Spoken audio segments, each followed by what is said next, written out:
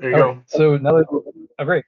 Now that we're recording, uh, to reiterate what I said before, I wanted this to be a general security essentials and best practices. I'm not going to be diving into the details of a specific regulatory requirement or a very specific type of workload or how to run a giant AWS implementation at a huge organization. These are essentials. These are best practices for everybody. Any AWS user should think about this kind of things.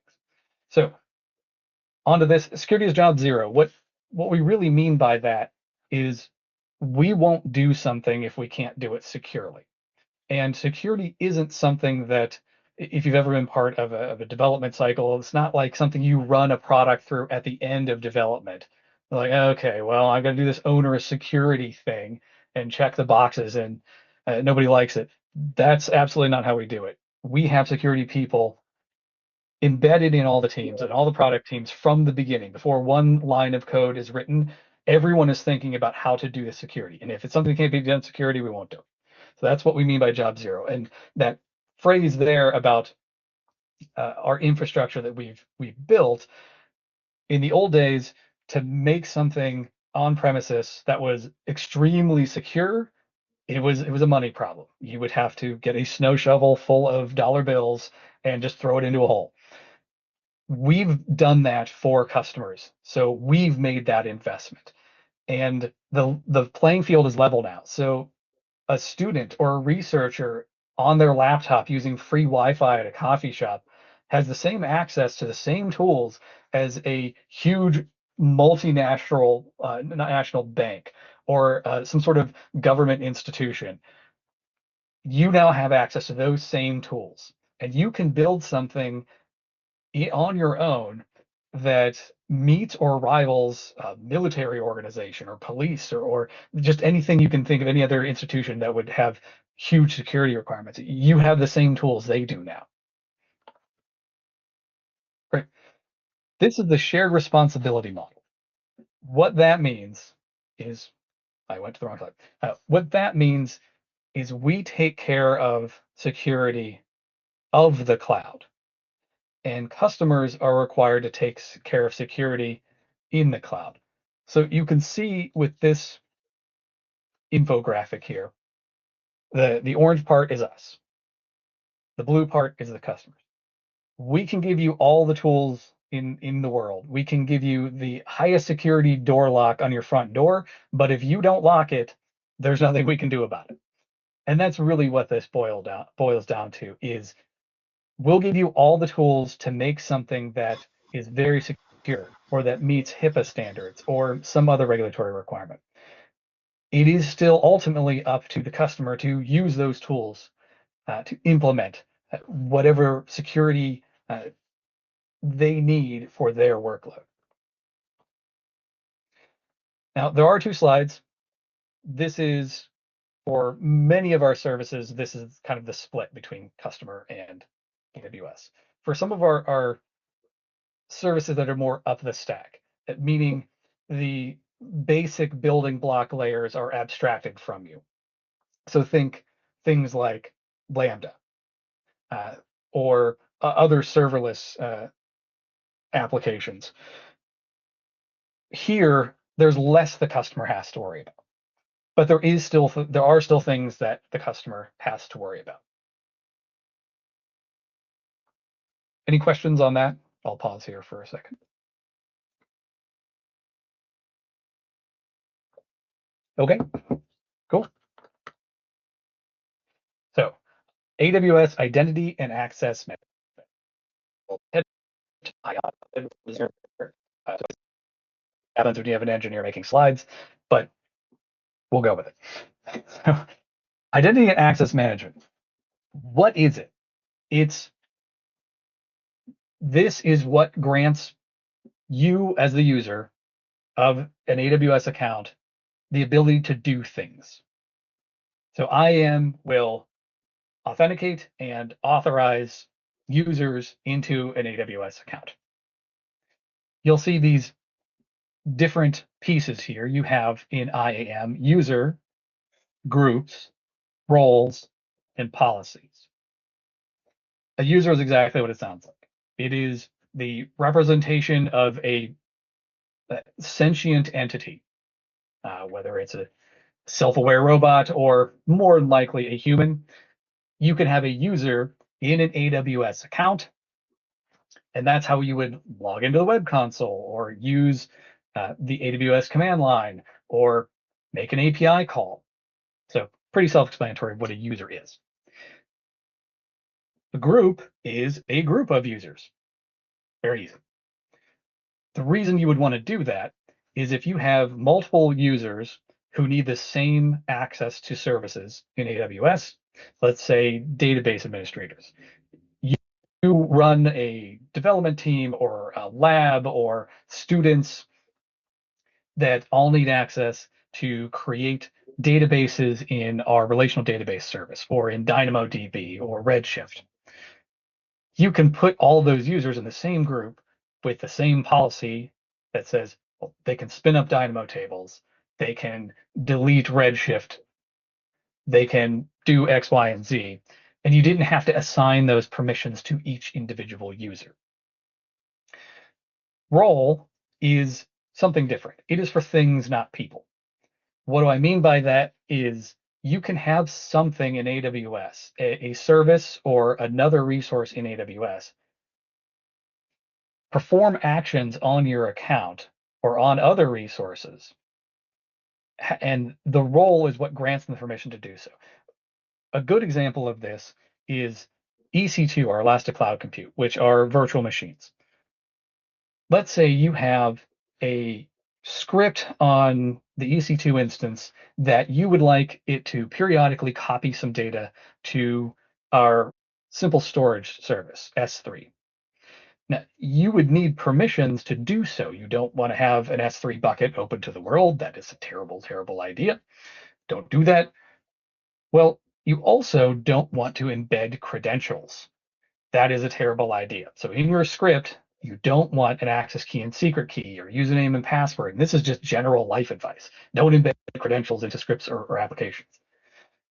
The role allows it to do so. So you give a role permissions to copy data to S3, and you attach that role to an EC2 instance. So then you can have a virtual machine that has a script like a cron job or a Windows scheduled task that does something that would require AWS permissions, and you don't have credentials built in. The credentials for that role are in memory and they're automatically rotated. So that's what a role is. And a policy can be attached to a role, group, or user. And in fact, you can use the same policy on, if you create one policy, you could attach to all three of this. A policy is what you can do, what you're allowed to do in AWS. And I have some links that I will attempt to put in the chat here. Here's one. Great. Back here.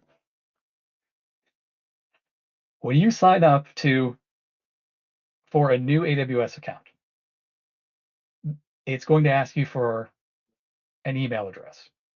That email address becomes the root credential, the root username for your AWS account. Once you have done that, please, please, please log into your AWS account, go into Identity and Access Management, or IAM for short, and create a named user for yourself. You can still grant yourself full admin privileges to the AWS account, but you really want to lock down the root credential. The reason for this is you can do anything with that root login to the AWS account. And if you start handing that out and people sharing that, then you don't know who did what. And if someone does something bad or expensive or loses some data, then you don't know who did it because everybody's logging in as this root account. It's too powerful and it's not meant to be used for daily access. It's not meant to be, you're not supposed to log into your AWS account using that root credential to do your work. Slide is, yes. Emil, Emily, or sort of is asking, in a lab scenario, which is a lot of across UW ecosystem, where you have different researchers using AWS, the question is, should IAM be centrally managed or decentralized? In other words, should each user of AWS, let's say there's multiple researchers in a particular department, so they all have their own AWS account, and hopefully they're following the stuff that you're presenting. Or should this be more of a centralized environment where you have something like IT in a, let's say, a department or college managing the IAM process, being the root owner as well as managing the process to assign IAM user accounts to researchers versus each researcher setting up their own account individually as the root. I've seen it done many ways. In a centralized IT style management, there are some advantages to that in which you can connect an existing identity system. Now, you can do this on your own account too, if you'd like, but in practical terms, it's typically you're using an identity system through the university. So let's say your university is using Active Directory or some other LDAP, and then you use, let's say, Okta or Ping or something for an online ID. Regardless, you can federate. And so there's an advantage to that. So you can federate. So then in the AWS account, you wouldn't have to create individual IAM users. You could say, hey, here's a group, use your existing credentials. That's I will say it's a non-trivial task for most researchers running a lab to do that because it does require coordination with the university's IT. Beyond federation to another identity system, if you have a central AWS account where multiple people are using it, maybe you're all on the same budget, maybe you're all in the same lab, maybe you all have the same PI. There is most of the time, if you don't have a billing need to have a separate AWS account, if you're doing similar work and you're under the same billing construct, then individual users in a single AWS account is the way to go. If you need to separate workloads, you can still do that. Have multiple virtual private clouds within a single AWS account.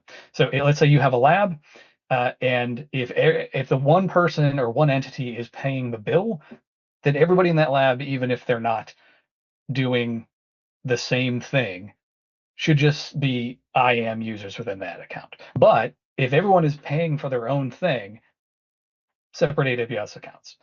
I would say regardless of which of those scenarios you're using, you still want to create an IAM user, at least for yourself, even if you're the only one using the account, so you don't use the root credentials. Does it need any, did I miss anything? Is there anything else you would like to know about that? You go ahead and come off mute if you want to ask another. So thank you. This is Emil. No, that was clear. Thanks. Oh, good. So here is a visual of the hierarchy. So the AWS account owner root, which once you set it up, create an IAM user here for your own, make this a super long password, get a hardware MFA, and then lock that hardware MFA somewhere physically. IAM user, and then temporary security credentials. So the root user can do anything. Actions, anything, effect, allow, resource all. This is implicit, meaning you can't change it. IAM users, you can specify this IAM user. So I make a user for Jeff. He needs to use S3, and he needs to use the simple token service, which is this. I can grant those specific permissions to Jeff, and he can do what he wants on any resource, but he can only do these actions. And then there's temporary security credentials, which you can use, but these are the default for roles. A role gets temporary security credit. If you're running your own applications, there are ways to use temporary security credentials directly as opposed to through a role. But like I said, I wanted to keep this kind of basic level that gets in the weeds a bit. Joel, can I ask a question? Yeah, please. So you just said something, and I'm trying to sort of get a feeling for how roles work. And you said that they have temporary credentials. Is the idea that since we never see credentials, to our eyes when we're working with roles, that there is a temporary credentialing that goes on? Let's say an EC2 with a role wants to go and do something somewhere else on AWS. So it gets temporary credentials, and those would expire after a certain time, but we never see that. So it's effectively transparent to us. Is that a true statement? That is a true statement. There are credentials that are memory resident. They are encrypted and they are auto-rotated. So if you give an EC2 instance a role, then it will have those permissions. And yes, somewhere there is an access key and secret key, but you cannot not read it, and you don't really need to worry about it because it will refresh itself automatically. You don't have to worry about a timeout. And okay, so it will refresh itself. So fantastic. Please carry on. Thank you. Okay, great. This is a visual of here's the root. Here are group admins, group developers, group test. You can give all of these named humans or sentient machines access to just what they need to. Password for console access. Um, that's when you log in through the web. MFA. I have another slide on MFA. One thing I want to point out, I don't really have a visual for it, is that IAM credentials have nothing to do with access into a resource. What I mean by that is if you spin up an EC2 instance, let's say with Linux, what you use to log in to the Linux operating system on that EC2 instance has nothing to do with IAM. And the reason I'm really emphasizing this is because if you have someone who needs access to a resource, but they really have no business changing the infrastructure.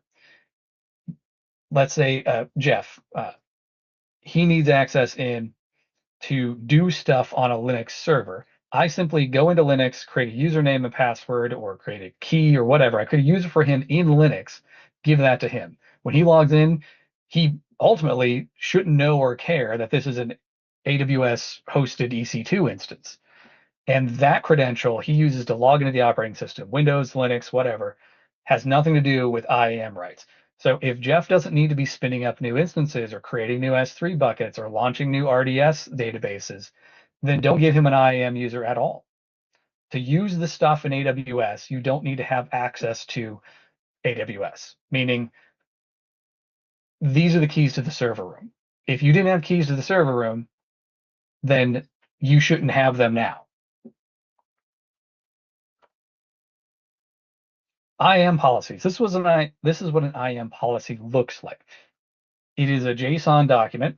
It can be YAML now too, but this is a JSON document that you'll create a policy. This looks unfriendly at first. There is a policy creation tool on the AWS Web Console. So you can go to the Web Console and it will walk you through creating a policy. You don't have to start with a blank sheet of paper. You can see this version, there's two versions of the policy language. Don't really worry about that. The SID is something you can assign, so you can address it later if you were doing things programmatically on AWS. Here's the effect, allow. Here's the actions, S3, get object, S3, list bucket. So these are both for the S3 service, or simple storage service, and these are the actions that are allowed. This is the specific resource on which these actions can be performed. So not only are you specifying what resource, you're specifying what actions you can perform on that resource. It is very enticing, let's say, to make very broad IAM policies. I encourage people to resist that urge. Go with the policy of least privilege. So really think about and narrow down. And I know everyone here, there are scientists, researchers, professors, students, and IT is not your job. But try and take the extra time to think about what actions and what resource does the person or thing that I'm granting these rights to need. IAM keys. Now, everybody can use AWS through the web console, but you can do everything and more that you could do in the console through our AWS command line or API. Ultimately, the command line, the AWS command line, is making API calls. To do that, you will need what's called an access key and secret key. These are created. This is a screenshot of the IAM console. When you create a new user, you have a checkbox that says, do they need programmatic access? And the AWS CLI is programmatic access. Key, you download it, install the AWS CLI on your local machine, whatever it may be. It works on Windows, Linux, Mac OS. I got it to work on Solaris once. Anyway, you download this. There's a CSV file. You, during the setup of the CLI, would enter that, and that is your key into AWS. Now, I have this in all caps in my notes for this. Do not post your keys on GitHub, whether accidentally or on purpose. Why I specify that is because people will embed credentials in scripts. Let's say you'll write a local script to do something on AWS, and it needs permissions. Well, instead of going through the extra steps of figuring out how roles work or doing another method, which I'll get into a little bit later, they'll embed credentials in a script and then forget and post it to GitHub. They'll merge. And there are bots scraping GitHub for AWS access keys and secret keys. And within seconds, it will start spinning up resources in your account and draining your money. So 2 things here. 1, keep control of your keys. Do not embed them in scripts. Installing them on your local system to use the AWS CLI is perfectly fine. But also beyond that, if your policy is scoped specifically, then even if someone did get your key, they can only do so many actions. Now, if you're like basically the admin of your AWS account, or if you're the only user, that's difficult to scope your policy down to only necessary things because it could be anything, right? So that's difficult. But if you remember nothing else from what I've said today, make sure your keys don't end up on GitHub. We have a bot that scrapes GitHub and informs people, hey, did you know that an active access key and secret key is on GitHub for your account? So please don't do that. I don't want to scare anyone. Yes. That brings up a good question. In a multi-user environment like a lab, in the context of IAM and access, Yep. We have 200 plus services, right? And all sorts of tiers within those services.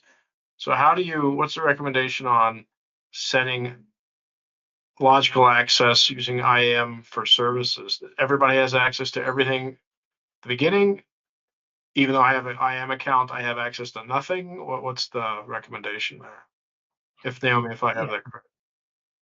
Yeah, if you know what your environment's going to be like, you know going into it that you're going to have, let's say, something boring like a generic web app, then you know the people who are going to be developing for it or maintaining it are going to need EC2, EBS, S3, RDS, VPC.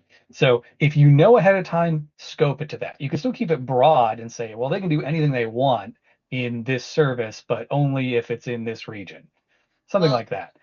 Start broad and yeah, go ahead.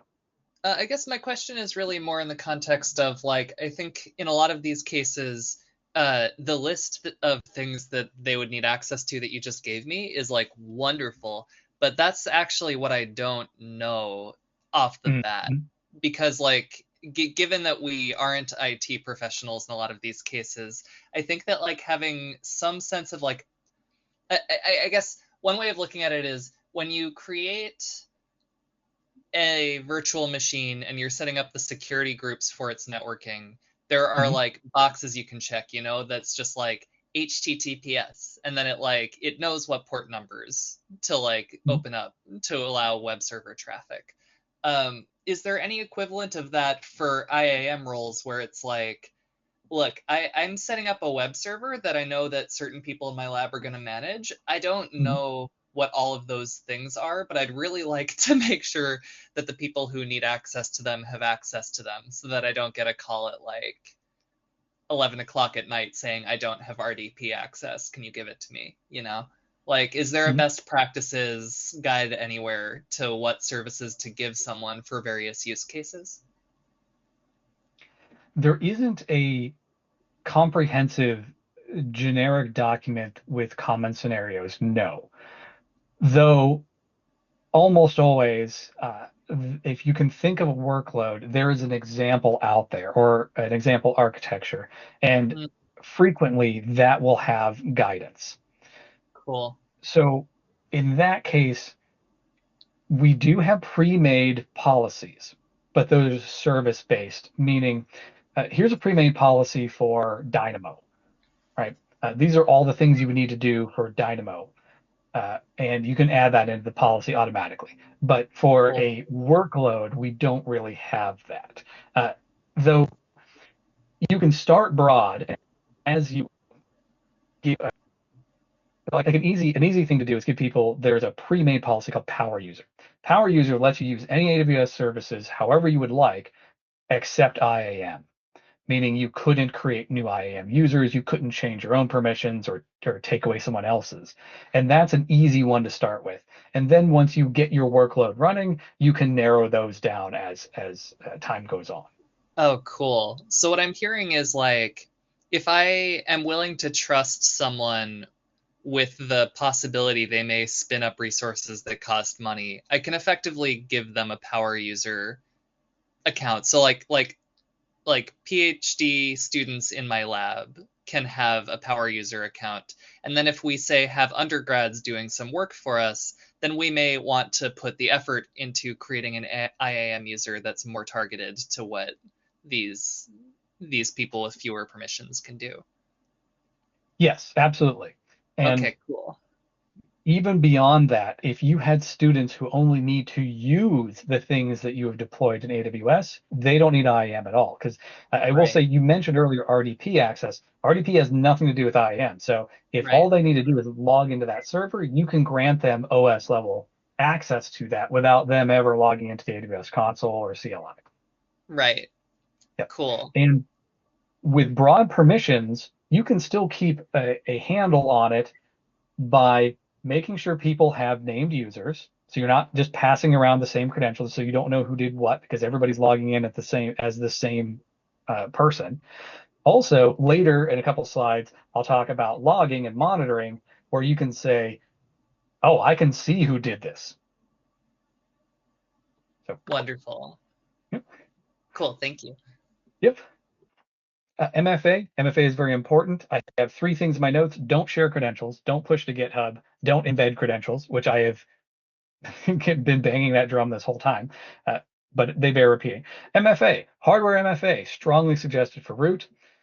Buy a YubiKey or something else, a physical device. The reason I suggest this is because I personally, on my own AWS account, not my work AWS account, my personal AWS account, have changed my phone a few times and forgotten to transfer the software MFA and then had to call support, even though I am a solutions architect at AWS, because I was a dumbass and didn't transfer my software authenticator to my new phone, which is why for root, I suggest a hardware.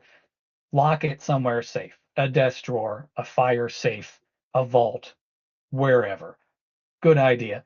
It's also a good idea for individual IAM users if you'd like, but there is a cost associated to it. So I could see how that would not be people's first choice. Software MFA, mobile application. This all looks familiar to everyone, I'm sure. Works perfectly fine. Doesn't matter if who made the application, they all work the same. Software MFA for your IAM users. You can enforce MFA. So if, let's say, you own an AWS account, but you give people permissions to create new IAM users in your account, you can still say, all right, it has to be MFA. Yeah. Same thing in the notes I put on a slide. Access. Well, how do I get access to this stuff securely? AWS CLI. This is a terminal window here. I'm using the AWS CLI. You can see AWS and then version. This is version 2.0.36. It is Python based. And then here is an AWS CLI action. EC2, describe instances, and then it spits out a large JSON document that keeps scrolling with all of the properties of the EC2 instances in my account. This is what the AWS CLI looks like.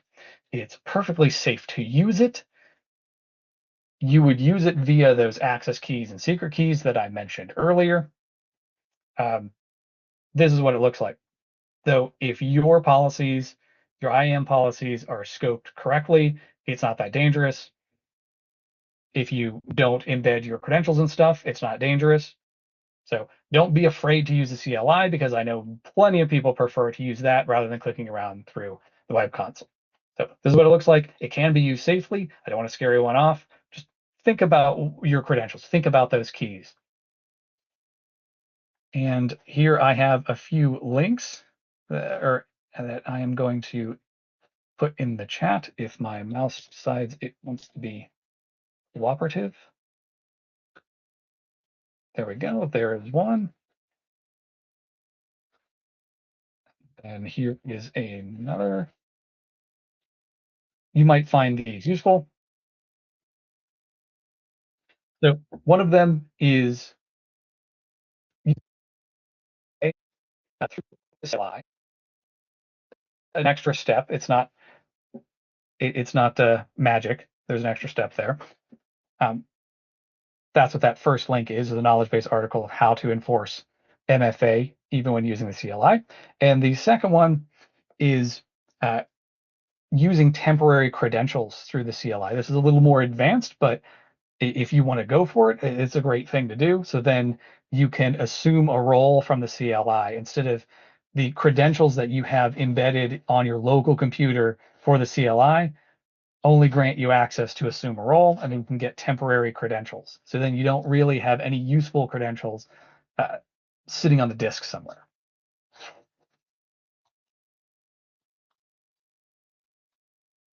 Great.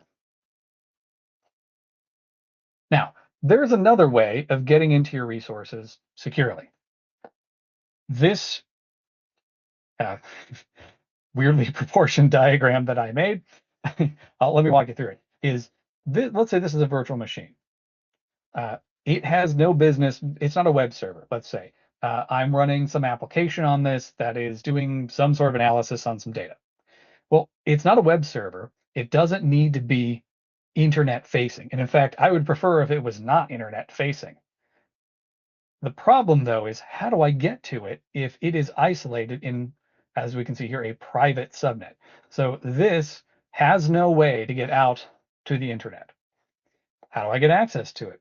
Well, one way is to use a bastion host, where we can see the pieces here. This is a virtual private cloud, which is the networking construct in AWS. We have subnets within that network, that virtual network. We have one that we've called a public subnet, one that we've called a private subnet. And the difference between the two is a public subnet has a route out to the internet and a private does not. So we can launch another EC2 instance in what we've called our public subnet with what's called an elastic IP, which is a permanent public IP address that you can hit via the internet. This one doesn't have one, this one has one, and then it goes to the internet gateway. So then you, as the user, can connect to this bastion host, which hopefully is hardened, and hardened means it has been configured in a specific way. It has been patched to a certain level. It may have some security applications running on it. You will SSH or RDP into this, and then from this, you can SSH or RDP to this. So then your EC2 instance with your sensitive data is not exposed to the internet. You can only get to it by tunneling through here. And this is a simple way to do it without getting into VPNs or anything too complex. This is very simple to implement. You can also, and I don't have a visual here, but there are what we call security groups on every EC2 instance. Every EC2 instance has security groups, and in those security groups, you can set a rule that says, I can RDP or SSH into this host, but only if I'm coming from a specific IP address range or specific IP range. That way you can say, well, I'm at home or I'm on campus, I can SSH into it because I've added those addresses to the security group rule. Now, this isn't a VPC EC2 security talk, so I won't go much deeper than that, but this is a way to gain access to a resource you want to keep private without having to punch holes through a firewall to get to it from the internet. Any questions on that?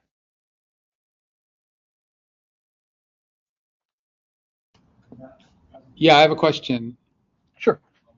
If I start up a EC2 as a Bastion host, Mm-hmm. then I automatically get an internet gateway. Is that right? You do not. When you set up your VPC, that is one of the options. In fact, the VPC wizard, which is will automatically create a VPC for you, you have an option of I think that the default is just public only, and then the second option is public and private subnets. So then you would end up like this with a public subnet that has an internet gateway and a private subnet that has no route to that gateway. Okay, so just humor me for a second. If I'm a researcher and I log in, the first thing I'm going to do is say, okay, let's launch a virtual machine. So Yes. I'll see under EC2 launch instance, and I'll go through the wizard, and it's like 7 tabs. And I get out the end with an IP address and a login file, a PEM file. Mm-hmm. So at that point, I can go through that wizard without ever really comprehending VPC or internet gateway. I can kind of bleep over that stuff. But nevertheless, I can log into that machine. So does that mean that there is, in fact, an internet gateway that's kind of materialized in the course of going through that wizard? Yes, because every default VPC. You are also able to, and this seems counterintuitive, but you're depending on how you've set up your VPC, you're perfectly capable of launching an EC2 instance that has no public IP address and that no one can ever get to. I've done it many times myself.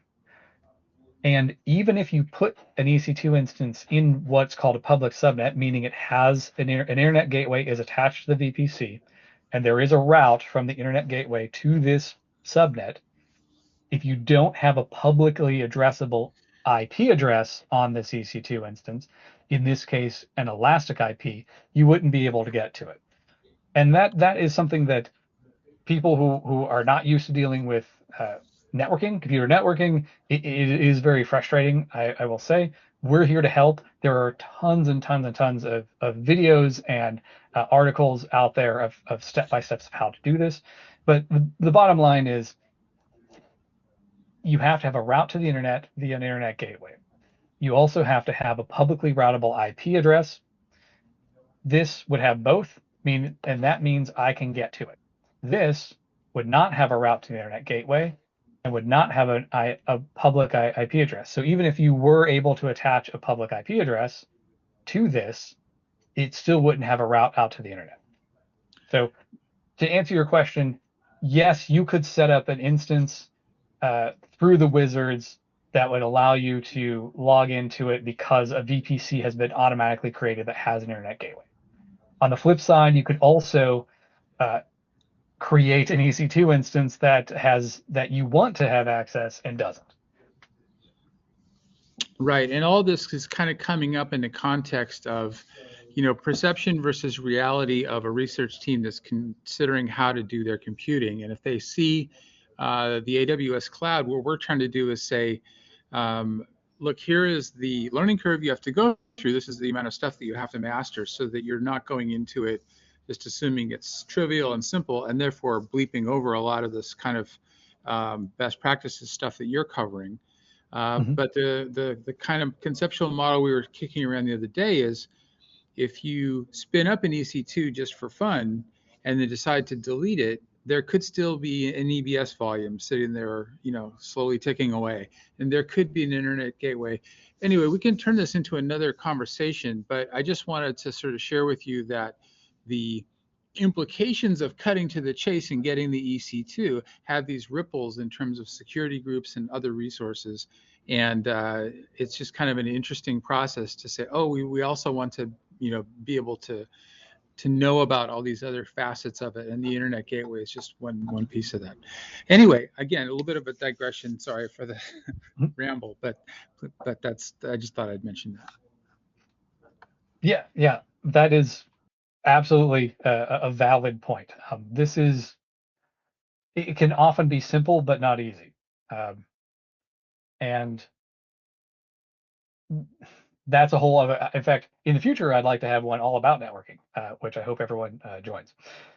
There are some institutions which will do this for you, where a research IT or IT will have templates for environments ready to go, where you can deploy those and, all right, here's a VPC set up the way our university security and our university IT or research IT department thinks is the best way to do it.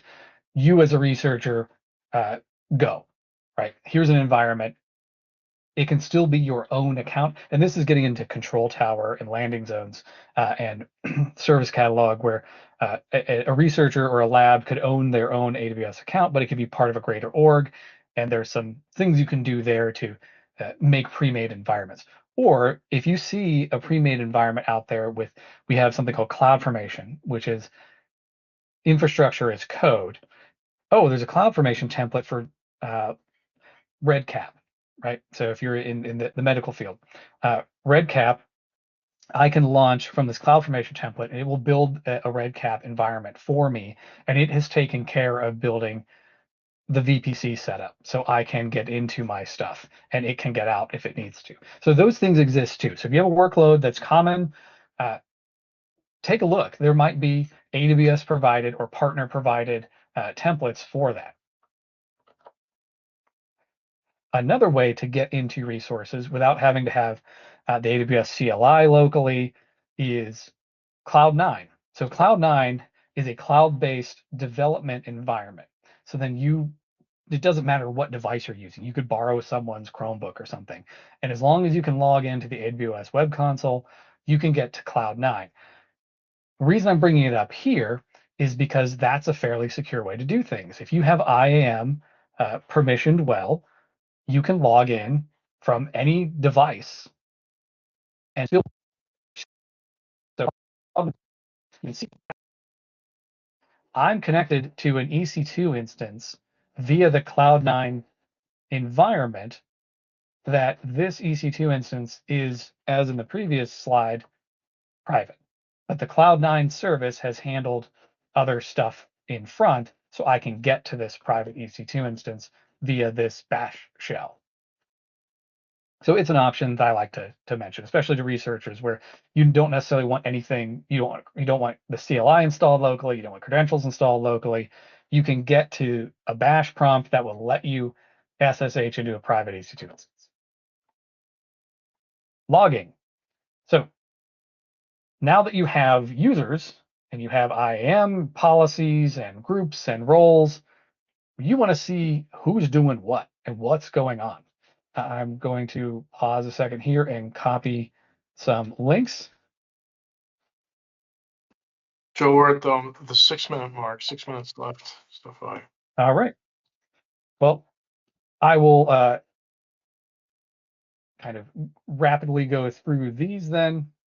The most important is CloudTrail. CloudTrail, everything you do on AWS, whether it's through the web console, whether it's through an SDK or the command line interface, CLI, when you turn on CloudTrail, it logs those. So then you're the AWS account owner.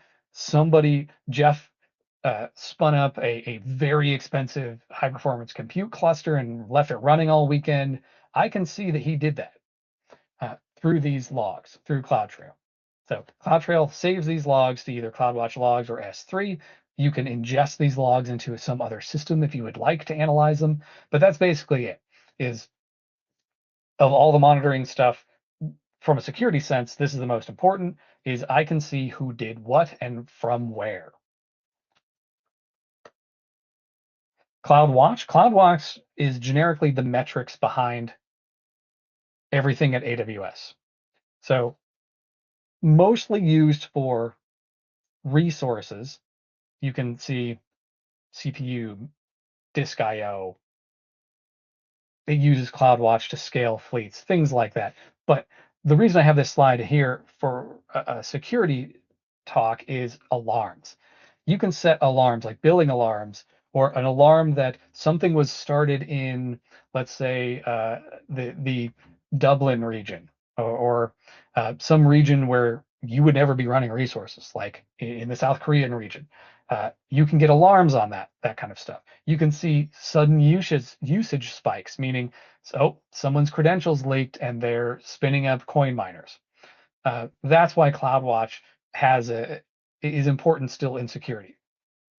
And I have one more link I will add about setting a CloudWatch alarm for when someone logs into your AWS account using the root credentials, which I kind of pounded into the ground earlier about how that's not something you want to do. VPC flow logs might be interesting to you if you like networking. They're network logs. I wanted to put it on there. Trusted Advisor is built in on everybody's account. If you go to the Trusted Advisor dashboard, you can see basic security things like port 22 is open to the world, unrestricted access to port 22 on one of your EC2 instances. That's bad. Your S3 bucket, and I cannot stress this enough, S3 buckets are by default private. You have to go through steps to make them public. I want to set that baseline. When you start an S3 bucket, it is by default private. But maybe someone has changed the permissions and opened it up. Trusted Advisor is going to give you these baseline security checks. Quickly, data security, encrypt everything. When you transfer stuff via the AWS CLI or through the web console to S3, it is by default using TLS. So that's in transit. With EC2, the storage part of EC2 is called EBS, much like the hard drive in your local computer. EBS, Elastic Block Store, is the storage unit for EC2. You can encrypt EBS volumes, and I encourage you to encrypt your EBS volumes. Data in S3 can be encrypted. Data in Dynamo can be encrypted. So encrypt everything all the time if you can, because if someone got access to your account, if you have IAM policies scoped well, they won't have access to the key to decrypt that snapshot of an EBS volume. So lots and lots of tools there. That's a very deep dive on encryption in AWS. Replication is important. EBS snapshots. They take a snapshot of your EBS volume in EC2. It's saved in S3. You don't have to worry about setting that up. That's all automatic. The setup is you set a schedule of how you want those snapshots. Something messes up. You did something wrong on the EC2 instance, you can restore from that EBS snapshot. Replication. So S3 buckets can be replicated automatically. You don't have to create a custom script for that. We have S3 bucket replication, same region, cross region, same account, cross account. I have a little bit on the next slide about that. Object lock, really cool. It's an acronym called WORM, write once, read many. It's for things that you are required to keep by law. You can use it for other purposes, of course, but that's its primary use case. Is the government says I have to keep this for 7 years. You can put object lock on those objects in S3, and no matter what you try, you cannot delete that until 7 years. So look into object lock if you're in that situation. And then AWS Data Sync lets you move data in a managed way between resources on premises to AWS. Between AWS resources, it handles parallel uploads and downloads. So it breaks everything down for you and does it in parallel streams. You don't have to program that yourself. It does some compression. It can do things on a schedule. Data sync can be used to keep data in multiple places. Okay. Now, I know I'm rapidly running out of time, but I really wanted to point out bucket replication. There is, as you've heard, ransomware in the news. If someone gets a hold of your data and you have a copy of that data somewhere else that has not been compromised, you can just straight up give them the finger and restore. And that's the best case scenario. They get nothing and you get to laugh at them. With bucket replication, S3 bucket replication, you can replicate across AWS accounts. So let's say this is your production account where you run your real stuff. We use the word production. It just means whatever you're doing, like your work. You can have another AWS account, a failsafe account that has nothing else in it but a destination S3 bucket to house your data. Why I said a different AWS account entirely is because you don't want to connect IAM between these two. This will be totally isolated. Different set of users or user who has access to it. Very, very, very strict policies of who can even log into this failsafe account. You can have an IAM role with a write-only policy that allows the S3 replication service to one-way copy data into this account via this bucket policy. This bucket policy can be exceptionally strict. Only this IAM role from this production account can access this specific bucket and can only do these specific actions. This, which you see is in a different font, is something you want to add to that bucket policy. And I have a walkthrough here that I'll post in just a second. This changes the objects, the files, we call them objects in S3, copies those files to this bucket, and then this policy changes the owner of those objects in the bucket to the failsafe account. So then there's no, if this production account has been compromised, it doesn't matter because this is a totally separate AWS account and you have overridden object permissions or object ownership to this failsafe account. So let me post this in the chat quickly. And then the last thing I had was object lock, which I already talked about. And that's it. So any questions specifically on this slide? I realize this is kind of advanced, but sorry, Jeff, were you talking? Yeah, we probably should look at closing it out. We're 3 minutes over. We can stay on just to complete maybe complete a concept, a next concept. Oh, there you go. That was it. That was it. That was the end. It doesn't have to be difficult, and we have a lot of options, but please take the time to do the basics. You don't have to be an absolute AWS security expert to do these very simple things. Named IAM users don't share credentials. Don't use the root. Don't post your keys anywhere. Use MFA. Those are the basics right there. And copy your data somewhere else. If this is important data, make sure you have a copy of it somewhere else, preferably somewhere else that has a different entity. And that was it. Well, excellent, Joel. Well, thank you very much. Thanks everyone for attending. We'll stop the recording. This will be shared out. Thanks again. Look forward to our webinar next month.